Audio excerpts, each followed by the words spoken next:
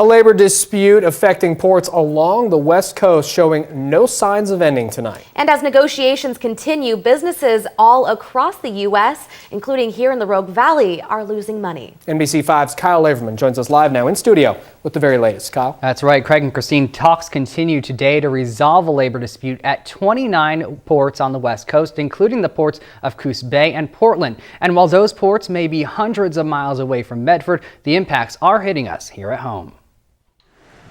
Billions of dollars of merchandise just sitting at sea as a long simmering labor dispute between dock workers and shipping companies continues. The port's still open, but moving incredibly slow. We, as the citizens of Oregon, own a tremendous asset in Terminal 6. Medford resident Bill Thorndike is a former board member for the Port of Portland and says Portland is unique compared to larger ports closer to sea. So if you're not Walmart, you probably might not have the clout to get your containers unloaded and processed as smoothly in Los Angeles as you would in Portland. While a lot of the cargo ships are carrying items for big box retailers, those containers are also carrying merchandise headed for local shops.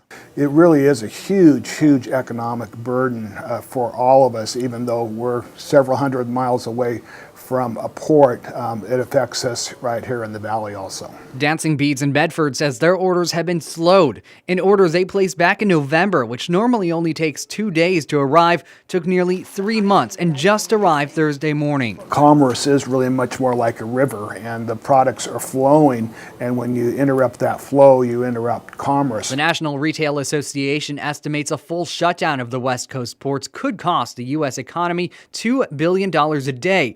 And depending on how long the slowdown continues, Thorndike believes it could increase prices. It's a very competitive world out there. And in addition to the higher prices, an expansion project at the Panama Canal could divert ships to the East Coast, meaning the West Coast would lose out on more money. Live in the studio, Kyle Laverman, NBC5 News.